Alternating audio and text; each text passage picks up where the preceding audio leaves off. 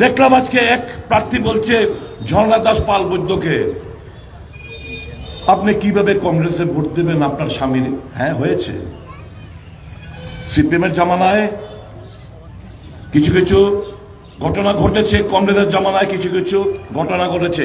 CPM নেতারাও বলে দেয়নি যা ওকে খুন করে আসো, কংগ্রেসের নেতারা বলে দেয়নি যা ওকে খুন করে আসো।